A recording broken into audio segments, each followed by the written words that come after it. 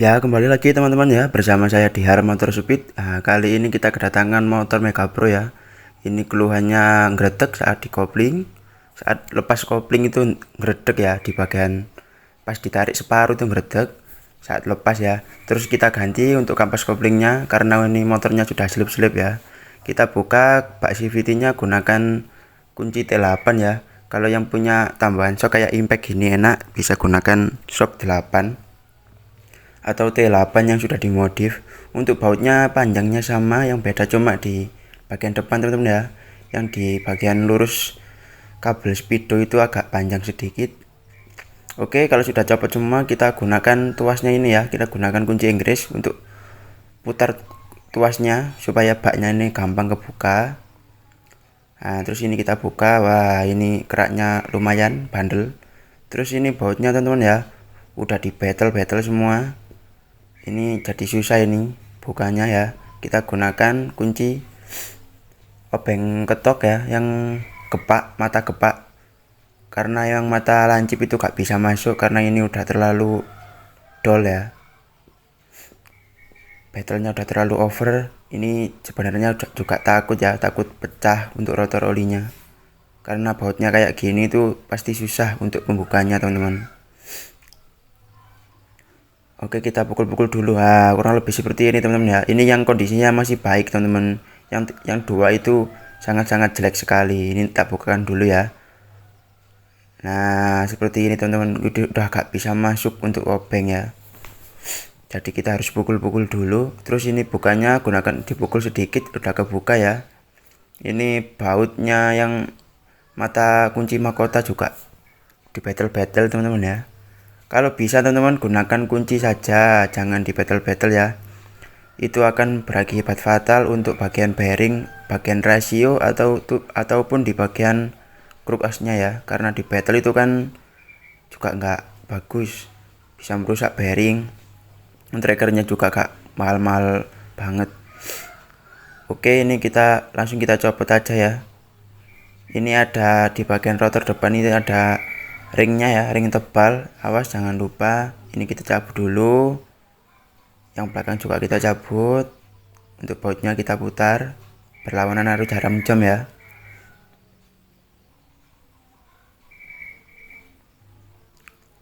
Nah, ini udah kita cabut. Oke. Nanti saya jelaskan teman-teman ya untuk urut-urutan bautnya. Ini mangkoknya sangat kerak juga ya. Ini mungkin kalau ganti oli ini suka telat-telat ya. Jadi untuk ke mesin itu banyak keraknya. Nah, ini ringnya jangan lupa outset tipis. Kita cabut rumah koplingnya. Ini ada ring besar di bagian tengah ya. Ring agak tebal. Terus ini kita copot. Kita copot untuk rumah kampas koplingnya ya. Ini udah dikeling teman-teman. Ini tadi tak kira kocak teman-teman ya, karena kalau di kopling geretekan biasanya itunya yang kocak. Tapi ininya masih bagus ya. Tadi udah dikeling kan. Nah, lanjut kita copot untuk bagian kampas koplingnya ya.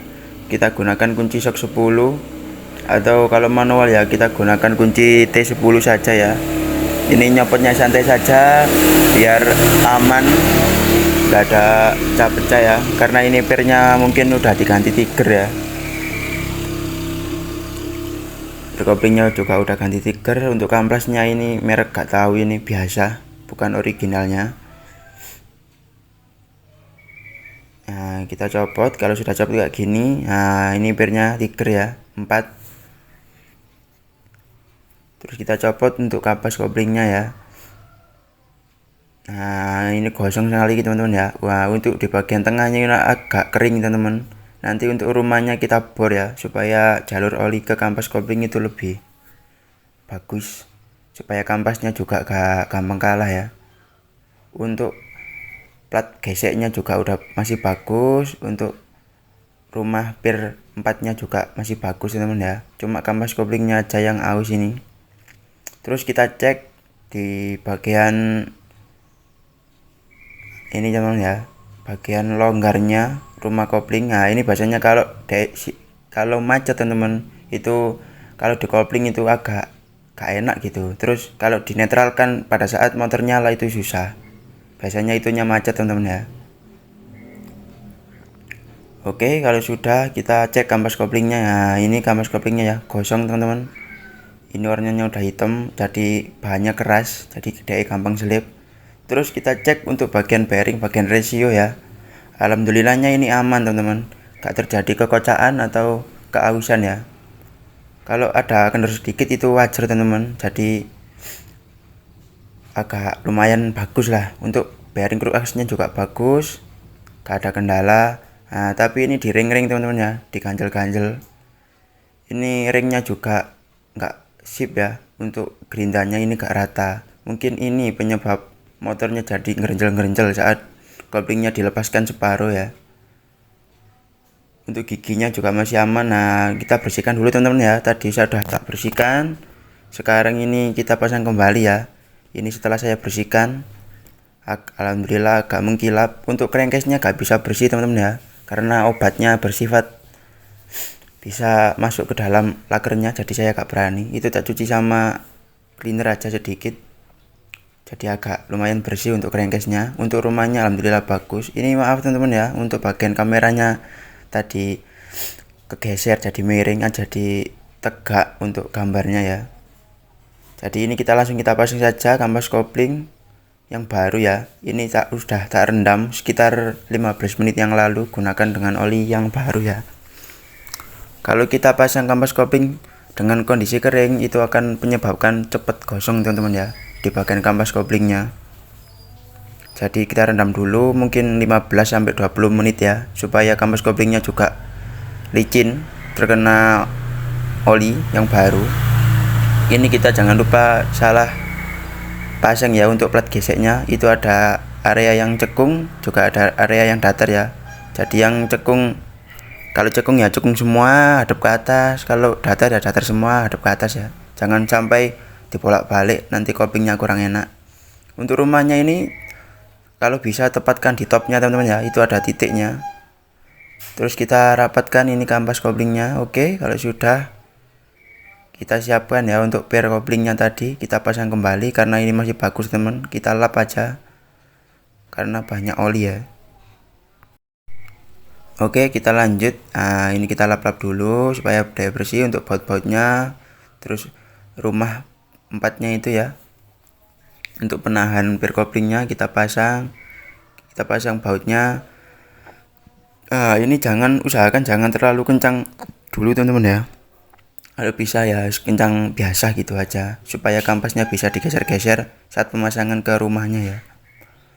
Biasanya ke rumahnya ini kalau masangnya terlalu keras jadi susah untuk masuk ke kampasnya ya, karena kampasnya ini belum pas.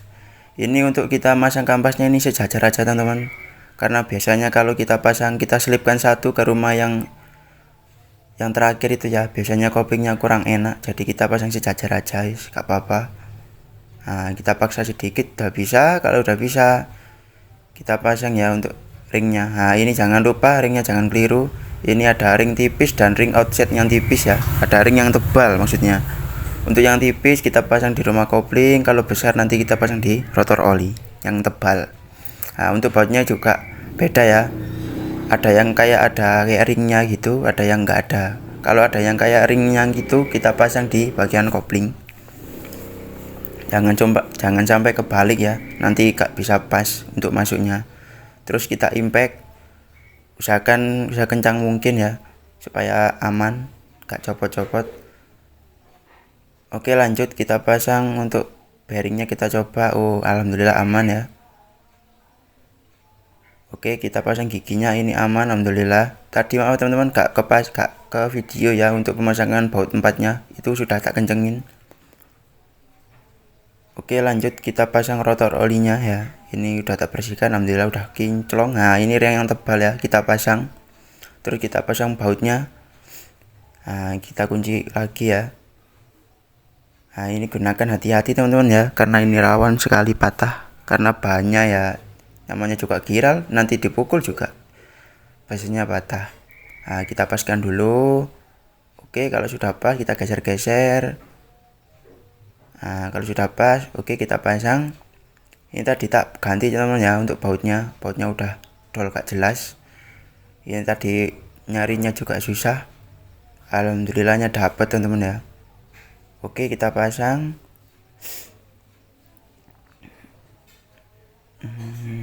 Bautnya kita pasang, jadi beda ruwet. Oke, lanjut gunakan T8 ya, jangan gunakan impact, takut pecah ya. Nanti kita gunakan obeng ketok yang mata lancip ya. Oke, lanjut kita pasang untuk bagian baknya ya. Bak koplingnya kita pasang. Nah, ini sudah tak bersihkan, lumayan bersih. Kita gunakan perpak ya, gunakan yang ya gini-gini aja teman-teman, boru tah apa gitu tah, stiker gasket ya untuk packingnya. Bisa kita gunakan GL series, stiker, Mega Pro sama semua.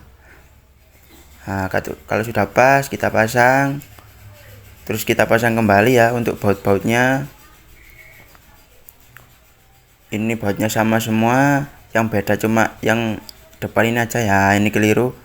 Ini agak panjang teman ya, segitu teman-teman ya, agak panjang. Kita pasang semua bautnya, sudah seperti ini aja sih teman-teman. Kita gunakan impact lagi untuk pemasangannya ya. Terima kasih teman-teman ya udah melihat video saya tentang penggantian kampas kopling atau penglihatan penyebab greteknya tadi ya. Greteknya tadi karena ringnya yang keliru ya, ring besar ring tipis tapi gak rata dipasang, jadi koplingnya ndut-ndutan kalau dilepas separuh. Oke, terima kasih ya, jangan lupa like, comment, dan subscribe nya. Terima kasih teman-teman. Assalamualaikum.